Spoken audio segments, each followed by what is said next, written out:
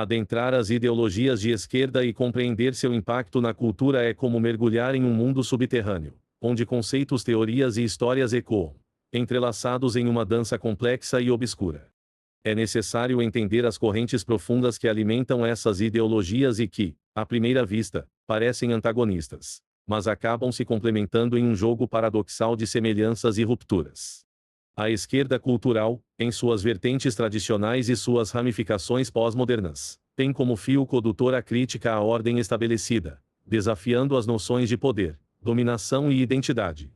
Cada uma dessas vertentes possui seus próprios deuses e demônios, influenciando, desde o teatro clássico ao cinema moderno, a produção cultural e a forma como interpretamos o mundo. Quando falo sobre o marxismo, retomo a figura de Karl Marx, cujas obras seminais como O Capital e Manifesto Comunista não são apenas textos econômicos ou políticos, mas profecias sombrias que ecoam nas estruturas da sociedade moderna. Marx e Engels desvelaram o capitalismo como uma força de exploração brutal, um sistema que reduz tudo à mercadoria, desde o trabalho humano até a própria cultura. Em sua visão, as superestruturas culturais como religião, arte, moralidade são reflexos das relações de produção, ferramentas de manutenção da ideologia dominante, instrumentos de alienação.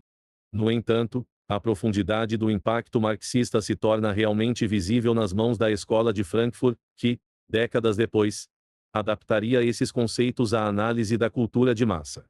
Na escuridão da Alemanha pré-guerra, nos teóricos da Escola de Frankfurt como Theodor Adorno, Max Horkheimer, Herbert Marcuse e Walter Benjamin conduziram uma espécie de dissecação ideológica do mundo cultural moderno. Através de sua obra Dialética do Esclarecimento, Adorno e Horkheimer revelam uma visão perturbadora da indústria cultural. Para eles, o entretenimento de massa, controlado pelos tentáculos do capitalismo, submete as pessoas a um estado quase hipnótico, suprimindo a autonomia, a originalidade e o potencial revolucionário. Em vez de emancipar, a cultura de massa transforma-se em um véu que cobre a realidade, perpetuando o conformismo e a passividade. É no célebre ensaio de Walter Benjamin, A Obra de Arte na Era de Sua Reprodutibilidade Técnica, que a crítica marxista à cultura toma um aspecto quase apocalíptico. Benjamin questiona como a reprodução em massa da arte como uma pintura, uma fotografia, um filme, retira sua aura, seu valor único, seu poder místico. E, ao fazê-lo, democratiza a arte, mas também a esvazia de seu potencial de choque, seu papel subversivo. Para Benjamin, a cultura deixa de ser ritual e se torna política, uma ferramenta de controle ou, em alguns raros casos, de emancipação. Contudo, a partir dos anos 60 no cenário intelectual toma uma guinada estranha e sombria. Surge o pós-modernismo, uma corrente que rejeita a universalidade do marxismo e suas narrativas totalizantes. Michel Foucault, um dos profetas mais enigmáticos do pós-modernismo, nos apresenta uma nova visão do poder, menos visível, mais sinistra. Em Vigiar e Punir, ele analisa o modo como o poder permeia as instituições e o cotidiano, agindo não só através do Estado e das classes, mas nas menores interações, nos gestos mais corriqueiros. O poder, segundo Foucault, está em toda parte, ele nos molda, define nossas crenças e limita nossas ações. E, diferente de Marx, que acreditava em uma força opressora central, Foucault nos diz que o poder é difuso, fragmentado, sutil. A cultura, nesse contexto, não é meramente um reflexo das estruturas econômicas, mas um campo de batalha onde discursos competem pela dominação. O pós-modernismo não foi apenas um movimento intelectual, foi uma ruptura existencial que se estendeu até a psicanálise e a literatura. Jacques Derrida, outro visionário do período, cunhou o conceito de desconstrução em obras como Gramatologia, que desmantela os significados fixos, revela a relatividade de todos os textos, símbolos e verdades. Segundo Derrida, não há uma verdade que transcenda o texto, pois tudo é interpretação. Em termos culturais, a desconstrução permite que obras sejam vistas de múltiplas perspectivas, que sejam reinterpretadas constantemente, desafiando a permanência da própria ideologia. Para Derrida, a cultura não é estática, mas se transforma em um espelho de conflitos internos e externos, onde a verdade e a mentira se confundem em uma dança eternamente ambígua. Conforme a crítica marxista evolui e o pós-modernismo adota uma visão pluralista, fragmentada e fluida, surge uma nova lente para olhar a cultura, a interseccionalidade. Proposta por Kimberlé Crenshaw, essa abordagem rompe com o marxismo clássico ao enfatizar a multiplicidade das opressões gênero, raça, orientação sexual, além da classe social. A interseccionalidade vê a cultura como um espaço de afirmação e visibilidade, onde identidades historicamente reprimidas buscam um lugar. Em uma obra como A Origem do Mundo, de Courbet, que, no século XIX, escandalizou pela crueza, vemos uma revolta silenciosa contra as normas de gênero. Já no cinema contemporâneo, filmes como Pantera Negra, Moonlight e Pose celebram a pluralidade de identidades, desafiando a narrativa dominante de uma cultura branca e masculina. A cultura pop, então, não é apenas um reflexo dos gostos das massas, mas um espelho de nossas angústias, de ideais progressistas. O cinema de Hollywood, antes dominado por narrativas unidimensionais, se transforma em um espaço de reivindicações. Super-heróis que antes representavam uma ideia monolítica de justiça agora aparecem com traços mais complexos, encarnando dilemas identitários ou políticos. Uma visão canhota mais ardentemente anticapitalista se perguntaria se esta não seria uma nova forma de resistência ou apenas mais uma engrenagem no maquinário da indústria cultural? Slavoj Žižek, em sua crítica cortante, alerta que, ao focar na identidade e na representatividade, o progressismo pode estar se afastando da crítica estrutural ao capitalismo. Para ele, o ativismo cultural identitário pode, ironicamente, reforçar o capitalismo, ao se concentrar em reformas culturais ao invés de mudanças estruturais profundas. As metodologias dessas vertentes de esquerda divergem e convergem em um enredo intricado. Enquanto o marxismo enxerga a cultura como espelho das forças econômicas, o pós-modernismo redefine essa visão, retratando-a como um campo de disputas discursivas, onde o poder e a opressão se disfarçam em nuances. E, apesar das diferenças, ambas compartilham uma crença profunda, a de que a cultura é um campo de luta, um território onde os significados são construídos e destruídos. Não há, afinal, uma resposta única, uma verdade que resuma a influência dessas ideologias. A cultura pop no cinema, as artes visuais, a literatura, a crítica, todas essas arenas são parte de uma coreografia sutil, onde as ideologias se entrelaçam e se confrontam. Marx, Foucault, Derrida, Žižek, todos esses autores, com suas visões distintas, revelam camadas de um mistério ainda não desvendado, onde a arte e a ideologia travam uma guerra silenciosa. Assim, a cultura continua a se reinventar, projetando e dissolvendo significados, enquanto observamos, fascinados e perplexos, como espectadores de um espetáculo sombrio. Nas obras de arte e nas narrativas da cultura pop, podemos entrever ecos dessa luta eterna, dessa batalha invisível por significados que jamais estarão fixos. Quando observamos todo esse impacto cultural e ideológico através de lentes críticas, percebemos uma resistência profunda, uma postura desafiadora que questiona as promessas utópicas ou os métodos de análise e as soluções propostas por esses movimentos. De uma perspectiva conservadora, a tradição, a moralidade e os valores transcendentes formam os alicerces da civilização, enquanto, para o liberalismo e o austro-libertarianismo, a liberdade individual, a propriedade privada e a descentralização são princípios essenciais que a esquerda continuamente ameaça. Essas visões compartilham, em última análise, uma posição comum, a convicção de que as ideologias revolucionárias, ao buscar reformar ou desconstruir o tecido cultural e social, acabam corroendo os pilares que sustentam a sociedade livre e ordenada. Para os conservadores, a cultura não é meramente uma expressão de ideias flutuantes ou de interesses materiais. Ela é um reflexo profundo de valores espirituais e morais que se enraizaram nas tradições da civilização ocidental ao longo de séculos. Edmund Burke, um dos pais do pensamento conservador, argumentava que as instituições sociais e os valores morais deveriam ser preservados e respeitados, pois resultam da sabedoria acumulada das gerações passadas. Quando os avanços de esquerda, como o marxismo cultural e o pós-modernismo, propõem uma visão de cultura baseada em conflitos e em desconstruções, o conservadorismo enxerga isso como uma ameaça direta a esse legado. A proposta marxista de que a cultura é uma superestrutura manipulada pelas elites capitalistas para manter o status quo é, para o conservador, Uma visão reducionista, pois ignora a profundidade espiritual da arte, da religião e da tradição. Em obras como Reflexões sobre a Revolução na França, Burke denuncia a presunção dos revolucionários em querer reformar radicalmente as estruturas sociais, argumentando que essa abordagem ignora a complexidade e o mistério da natureza humana. A escola de Frankfurt, ao criticar a indústria cultural e expor a cultura de massa como um veículo de alienação, representa, sob o olhar conservador, uma forma perigosa de niilismo cultural, pois rejeita a noção de que as obras culturais devem ser apreciadas pelo seu valor intrínseco e transcendental.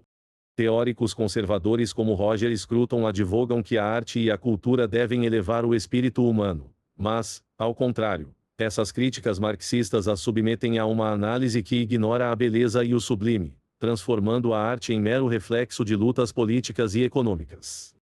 Scruton denuncia o pós-modernismo e a desconstrução, especialmente nos campos da arte e da literatura, como movimentos que despojam a cultura de sua dignidade e a convertem em um espelho fragmentado de ideologias políticas efêmeras e superficiais. O liberalismo clássico, por sua vez, vê a cultura e a arte como expressões da liberdade individual e da criatividade. Sob uma ótica liberal, a capacidade do indivíduo de buscar seus próprios ideais e expressar suas ideias é fundamental para a cultura florescer. John Stuart Mill, um dos maiores expoentes do liberalismo, defendia a liberdade como um meio de alcançar o progresso humano, alertando para os perigos de conformidade e da coerção de pensamentos. Quando o marxismo e o pós-modernismo desafiam a autonomia da cultura e a veem como uma ferramenta de opressão, o liberalismo argumenta que essa visão tende a minar a própria liberdade que possibilita a criação cultural autêntica. Autores como Friedrich Hayek advertem que, ao subordinar a cultura a uma visão estruturalista e coletiva, os movimentos de esquerda ameaçam a própria diversidade cultural. Em sua obra O Caminho da Servidão, Hayek critica o controle estatal e a centralização do poder, alertando que essas práticas inevitavelmente conduzem a uma erosão das liberdades culturais e pessoais, pois se busca uniformizar a sociedade segundo ideais coletivistas. Os austrolibertários, profundamente céticos em relação ao poder estatal, identificam na crítica cultural marxista e pós-moderna uma tendência a justificar intervenções cada vez mais intrusivas na vida privada e na autonomia individual. Para Ludwig von Mises, a economia e a cultura prosperam em um ambiente de livre mercado, onde o indivíduo pode perseguir seus próprios interesses. Na visão austrolibertária, a cultura não deve ser vista como uma ferramenta de transformação social, mas como um reflexo da liberdade de mercado e das escolhas dos indivíduos.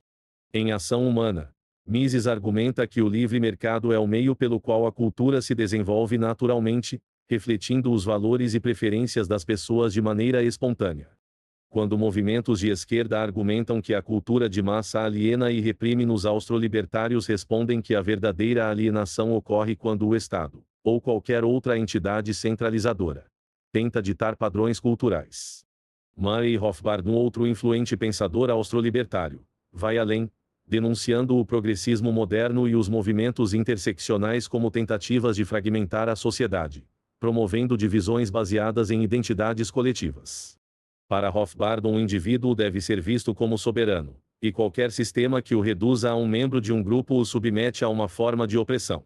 Em sua visão, a interseccionalidade, com seu foco nas identidades, leva a uma cultura de ressentimento, onde cada grupo compete por reparação e reconhecimento ao invés de cooperar em um ambiente de liberdade e troca voluntária. Rothbard sustenta que a busca por justiça social no campo cultural é uma imposição autoritária que cria divisões artificiais, minando a coesão social. A crítica conservadora também enxerga nas ideologias de esquerda uma tentativa de reformular a história e a moralidade. Para autores como Scruton e Hansel Kirken, a cultura deve preservar e transmitir os valores fundamentais que mantêm a sociedade coesa e segura. A cultura não é uma construção que pode ser moldada de acordo com modas ideológicas, mas uma herança que precisa ser protegida contra o niilismo e a relativização. Quando Derrida, Foucault e outros pós-modernos argumentam que tudo é interpretação e que as verdades são construções, o conservadorismo os vê como forças destrutivas que solapam as bases morais da civilização ocidental. Kirken, em A Mente Conservadora, lamenta que o relativismo pós-moderno destrua a confiança nas tradições e no senso comum, Elementos que, segundo ele, são essenciais para uma sociedade estável e funcional. Sob o prisma liberal e austro-libertário, a cultura de massa também é defendida como uma expressão do gosto popular e da liberdade de escolha. Para Hayek e Hofbard, a indústria cultural criticada pela Escola de Frankfurt não é uma máquina de alienação, mas uma resposta às preferências dos consumidores. Se existe um mercado para a cultura pop e o entretenimento, argumentam esses pensadores, é porque ele reflete o que as pessoas desejam consumir. A ideia de que o povo é passivo e manipulado pela mídia é, para eles, uma visão paternalista, que desconsidera a agência dos indivíduos e a liberdade de escolha. O pós-modernismo, ao denunciar estruturas de poder ocultas na cultura, parece, para os liberais e austro-libertários, apenas justificar uma maior intervenção estatal ou institucional, minando a autonomia do indivíduo e criando uma burocracia cultural. Assim, no conservadorismo, o liberalismo clássico e o austro-libertarianismo denunciam as ideologias de esquerda como forças corrosivas que, ao desconstruírem a cultura, colocam em risco a liberdade e a ordem social. Para os conservadores, a tradição cultural deve ser respeitada como um legado espiritual e moral, enquanto para liberais e austro-libertários, a liberdade e a espontaneidade da cultura são valores fundamentais que não devem ser subordinados a agendas políticas. Essas visões defendem uma cultura que reflita a liberdade do indivíduo, o valor das tradições e o respeito pelo legado do passado, resistindo às tentativas de transformar a cultura em um instrumento de engenharia social. É essa posição que, para eles, sustenta as bases de uma sociedade verdadeiramente livre e ordenada.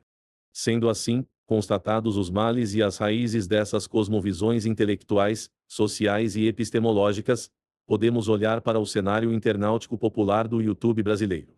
Eu sempre me impressiono com como certos canais, como os infames Normose e Quadrinhos na Sarjeta, se propõe a analisar a cultura pop e outros aspectos da sociedade sob a ótica marxista e pós-moderna como se isso fosse algo iluminador. Como se sua perspectiva radicalmente progressista fosse a chave para resolver todos os problemas do mundo. A verdade é que esses canais, liderados por Rodrigo Kenji e Alexandre Lickon, não são mais do que uma fachada sofisticada para a promoção de ideologias que, no fundo, tentam vender uma visão distorcida da realidade, forçando uma narrativa que desconsidera qualquer resquício de liberdade individual ou valor tradicional. No Normose, Kenji parece acreditar que a cultura pop, desde filmes até séries, não é só uma forma de entretenimento, mas uma grande conspiração do capitalismo para normalizar as pessoas. Ele e seus seguidores adoram tomar como base Foucault, Derrida e outros filósofos pós-estruturalistas, como se eles fossem a hermenêutica ideal para entender todos os males do mundo moderno. E, claro, a solução para tudo seria desconstruir esses padrões sociais que ele acha serem enraizados no sistema capitalista. Uma crítica com influências marxistas também.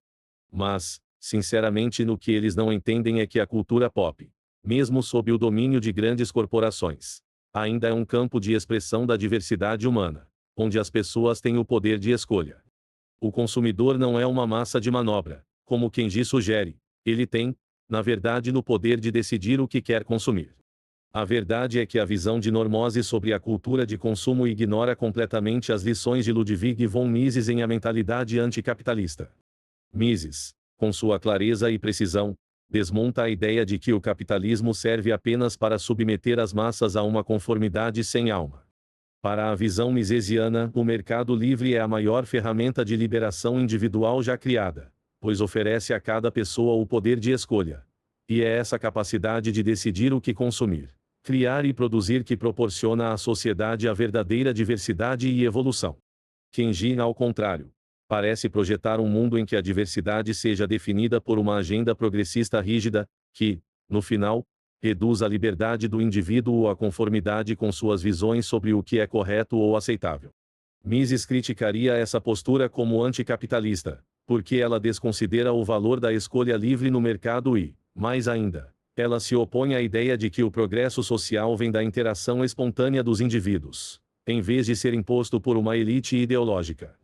De fato, a crítica implacável do Normose à normalização e ao consumo é, no mínimo, ridícula. Kenji ignora completamente o fato de que o capitalismo, longe de ser um sistema opressor, oferece uma liberdade sem igual, permitindo que as pessoas escolham seu próprio caminho, seja no mercado ou no entretenimento. Essa ideia de que a sociedade precisa ser liberta da normalização é, para mim, uma ilusão de controle.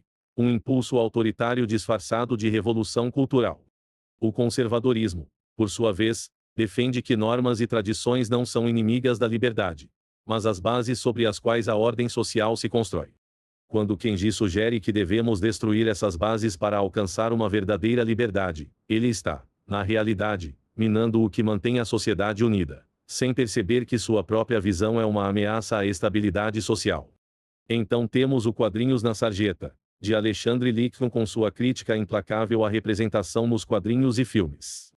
Lichtman, ao criticar os heróis e personagens da cultura pop por sua falta de diversidade e por refletirem uma suposta opressão estrutural, tenta nos convencer de que a única forma de arte aceitável é aquela que se encaixa em uma visão progressista e politicamente correta.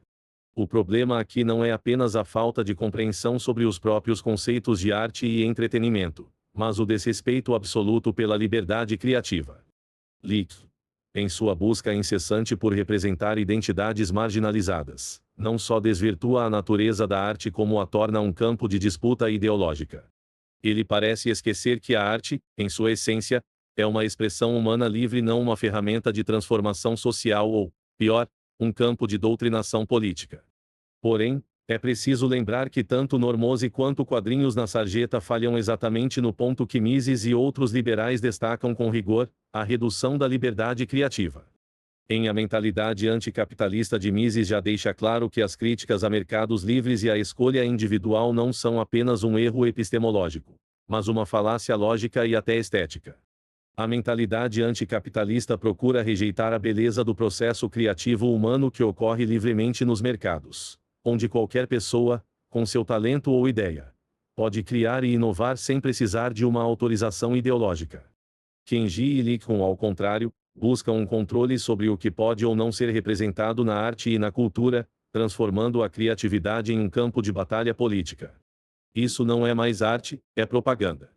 Ao considerar a estética da crítica de Kenji e Lichtman, me vejo forçado a questionar a coerência de suas proposições. Ambos, de forma consciente ou não, utilizam uma lógica de negação, uma constante busca por desvalidar o valor do que já está estabelecido, desconsiderando a importância da tradição na construção das bases de qualquer sociedade.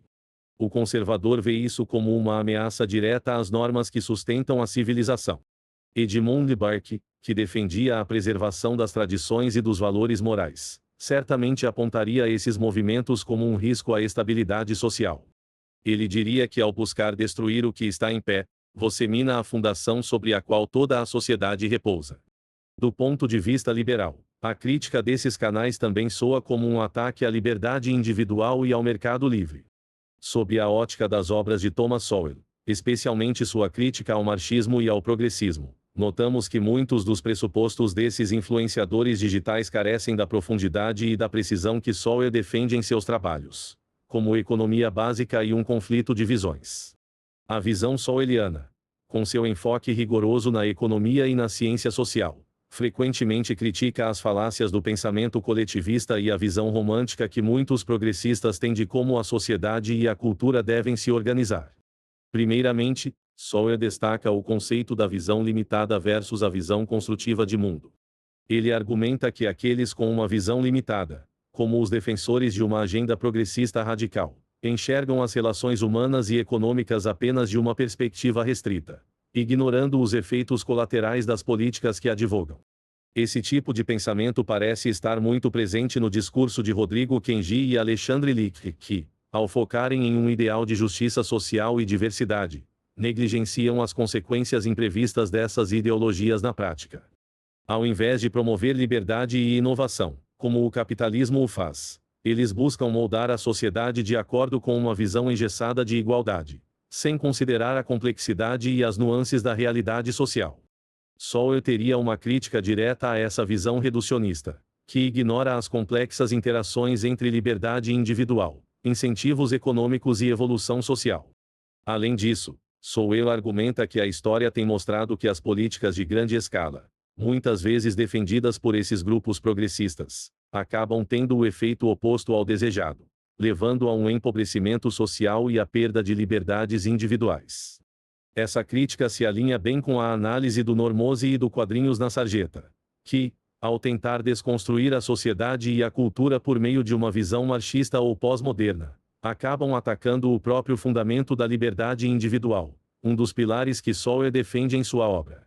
O mercado livre e a autonomia do indivíduo, para Sowell, são o motor do progresso e da inovação.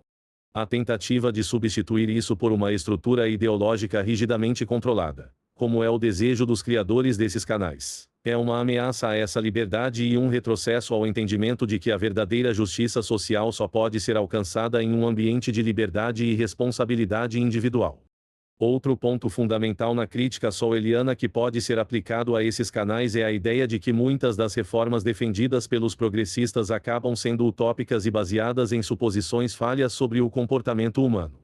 Ao se tentar corrigir erros na representação cultural, eles propõem uma censura de ideias que vão contra sua visão de mundo, o que, em última análise, empobrece a sociedade e limita a verdadeira inovação. O consumidor deve ser capaz de escolher o que consome, sem ser pressionado a aceitar narrativas que sejam aprovadas por um grupo ideológico. Essa é a verdadeira emancipação das massas. Esses canais, ao invés de estimular uma análise crítica da sociedade, acabam servindo como um veículo para promover a ideia de que as pessoas não são capazes de pensar por si mesmas. É uma visão distorcida do papel da cultura. A arte não é um reflexo perfeito da sociedade, mas uma forma de expressão que deve ser livre de censura ideológica. Ao tentar forçar o entretenimento a se ajustar aos seus próprios padrões progressistas, eles apenas reduzem a diversidade cultural, criando uma monocultura ideológica, onde apenas uma visão de mundo é permitida. Isso é tudo, menos liberdade. Isso é autoritarismo disfarçado de progresso. Por fim, se Mises fosse colocar seu olhar crítico sobre esses fenômenos, ele certamente apontaria que Normose e Quadrinhos na Sarjeta não são apenas representações errôneas da sociedade e da arte, mas uma tentativa disfarçada de censurar a liberdade de consciência sob o pretexto de liberdade social. A mentalidade anticapitalista, em sua análise detalhada, mostra que aqueles que atacam o sistema de mercado não estão apenas condenando um modelo econômico, mas subestimando a complexidade humana, a liberdade individual e, no mais grave, a beleza da livre interação humana que o capitalismo possibilita. Os expoentes do YouTube brasileiro, ao forçarem suas visões progressistas sobre a arte e a cultura pop, não estão apenas criando um embate ideológico, mas destruindo o próprio fundamento da liberdade humana. Eles buscam um mundo onde tudo é regulado e controlado pela ideologia, quando, na verdade, no verdadeiro progresso se dá na liberdade de escolha e expressão, na busca da verdade através da arte e não de extremismo.